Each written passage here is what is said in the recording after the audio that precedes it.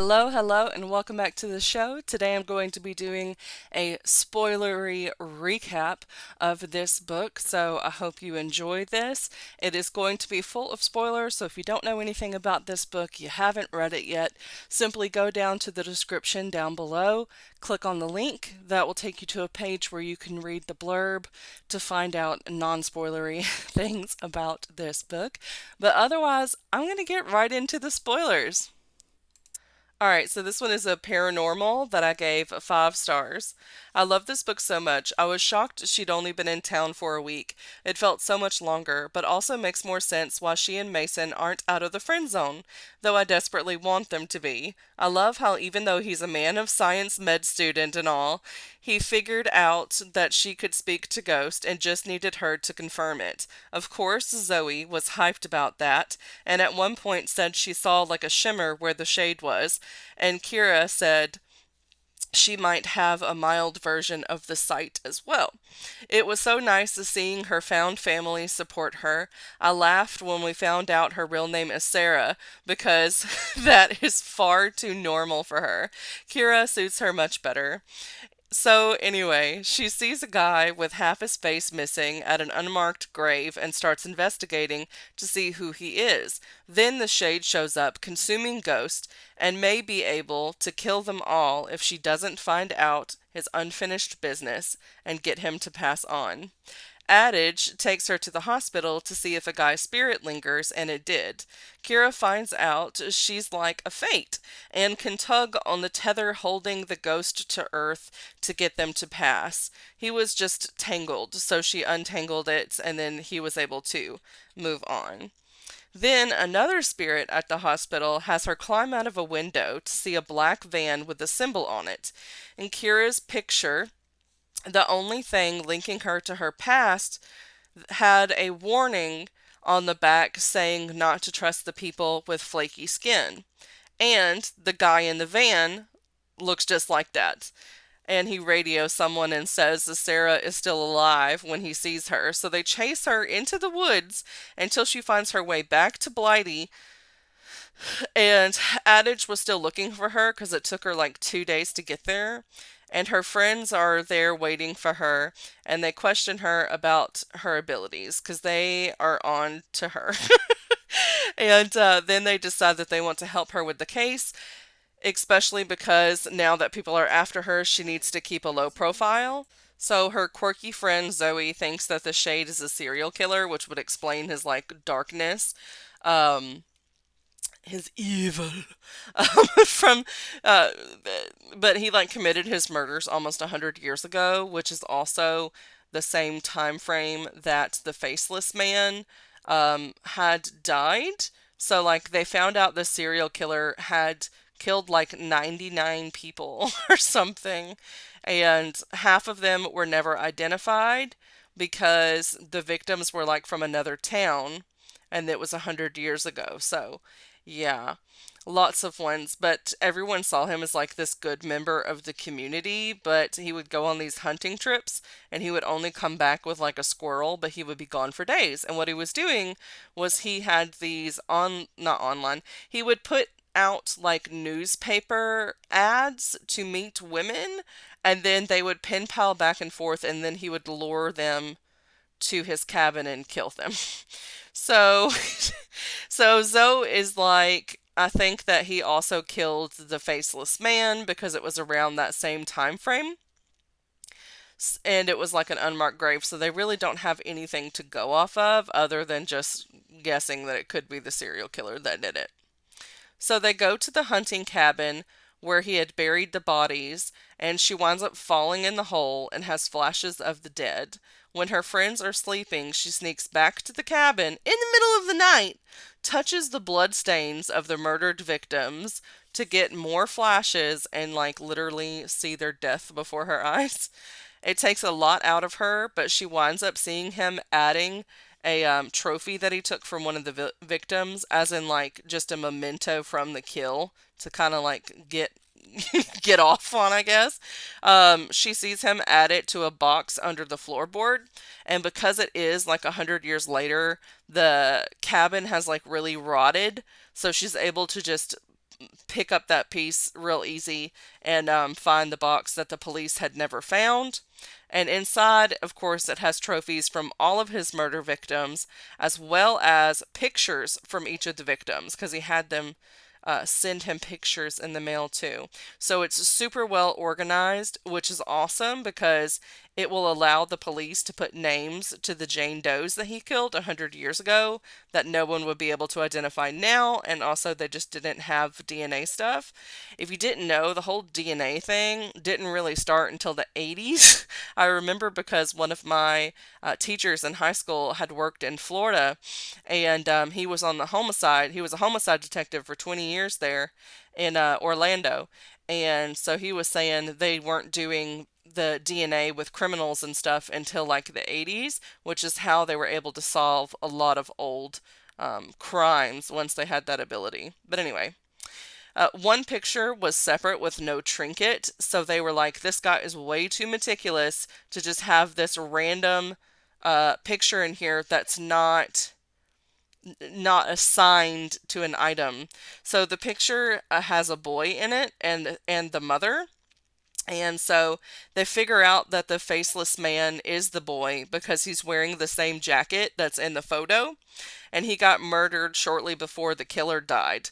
They tell him that they have everything they need to get the truth out and he can go on, but he won't leave. The shade comes to attack, and Kira notices the bones he has floating in the shade, all but his missing skull. So they go to the goth kid, I think his name is like Henry or whatever, and she has it to where he lets her take the skull, and his only condition was that he got to join in on the fun and see what happened, which is funny because she's the only one that can see the shade, so he's not really getting to see much, but there is like a big battle happening. Anyway, she returns the skull to the shade, but that doesn't make him move on. So then she has to like force him to move on, but she's not even powerful enough to do so. So when her two friends like touch her back, they kind of lend her some of their own energy. And so she takes that and is able to like force the light into him so he can't remain in like his state of darkness. He has to move on. So they wind up doing more digging to help them figure out things. And like she has a journal that she was able to look into to learn more about how he lured the victims to his house. And the guy he killed in the street turns out to be the murdered woman's um, son. And the son like wanted to go get revenge. But here's the thing, the faceless guy and the shade are not who you think they are. So the murdered faceless guy is not that. He is actually the serial killer, and the shade was the faceless guy. Um, so there was a creepy mortician that used to dress the people and play with them. And so the bodies got swapped, and then someone had robbed the grave of the son because they thought that it was a serial killer.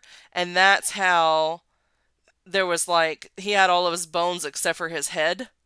And so the one guy had acquired the head, and he actually acquired the head from like Crispin, whatever dude, who was like the red herring for book one. He was not the killer, but also we're going to see the Crispin dude in book three and maybe find out more about why he is such a recluse, and there's like something haunting his estate. So that's what book three is going to be about. But anyway, so she's able to get both of the ghosts gone. I can't really remember exactly how she made the serial killer move on. I don't remember. I think that I remember the touch thing. I thought that that was with the shade dude. Because I know he didn't go just by getting his skull back. He like continued to want revenge. But I can't remember exactly what they did to make the murdered dude, unless she just pulled his thing as well. I don't know. It was so good. And like I read this one physically, so it's funny that I don't remember, but it was several days ago and I've already read more books. But anyway, And then when they returned to the house after having made both of the ghosts pass on, the dad of the guy who was another red herring in the first book, but that was a murderer. He killed a stranger on a bridge. He like pushed him in, and the guy died. Um, that guy's dad decides to set her house on fire and tells her to leave the town. And they're able to put the fire out, and she decides that she's going to stay regardless of the danger and the fact that these weird creature dudes are after her, and she still doesn't have her memories of why they're after her. And she wants to figure out who they are and what they want. Other little side note, I liked that the cat led her to Mason's that one time that she was escaping the shade, because I really want there to be a romance between Mason and Kira. This is a very like small town spooky gothic type series, and I absolutely love all of the characters. And it's funny because the florist woman is always trying to set her up with her like goth son. And they're total opposites. And I'm like, I mean, they're both into spooky stuff, but like, no. But Mason, I like her with. Um, Zoe, I just like Zoe as an individual. She doesn't need a significant other. She can just stay her quirky single self. But but if there is someone introduced for her, I'll be like, okay, let's see. Now, I didn't think about this before, but now I'm kind of digging it that I'm thinking of it. Zoe, with just how quirky and weird she is, could actually be a good match for Henry, the stoic goth dude. I could ship that so hard because it's like they're weird in the same way, but um she's very bubbly and eccentric, and he is very like quiet and eccentric. So I'm like, opposites attract, but there's enough in common where they could really get on with each other. So I'm like, I like this. I like this a lot. This needs to happen now. But that is my spoiler recap. I know this was extremely long for one of my recaps. I think the longest one out of the 70 something that I've done was maybe 5 minutes, but I really like this series. I like this author, quickly becoming the auto buy type of author. I'm just enjoy all of the books. I did mention in my non-spoiler review, which you will see in my recent reads video that's going to come out. Um, well, I haven't decided exactly because it depends on if I read another book before Sunday. But anyway, um, I had mentioned in there that I got something right, but I didn't get it right in the way that it actually was. So I'm going to explain what that was in case you're super curious, since I didn't answer that. So, the whole time when they were talking about the murderer and the murderer being the shade, I thought there was something going on when it had to do with identity. I thought there was some sort of identity mix up where maybe they had thought that the guy was the murderer, but it was actually someone else and he had got blamed for the murders, but it wasn't him. So I was wrong in that because he was the murderer, but I was right in that there was a mix-up. It just didn't happen the way that I thought it was going to happen. So he was who he was, but the bodies were switched. So it's like I weirdly got close, but also like nowhere near what actually happened. It's like I had the opposite thing, but also it kind of tied in. But I was like, I will not be surprised if the whole thing winds up to be a a lie. And it's like it was a lie, just not for the shade. It was a lie for the missing face dude. And so, oh man. But yeah, it was fun. It was a good time.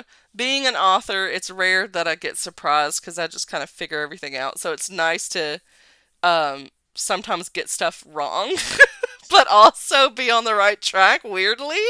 Yeah, I don't know. It's just interesting. But that's all I've got to say about this one. All right, that's all I've got for you. Thanks so much for watching. And if you have a book that you would like for me to read and recap, please let me know down below in the comments, and I will see y'all in the next video. Don't forget to like, subscribe, comment, and share with your friends, and I will see you all later. Thanks for watching. Bye!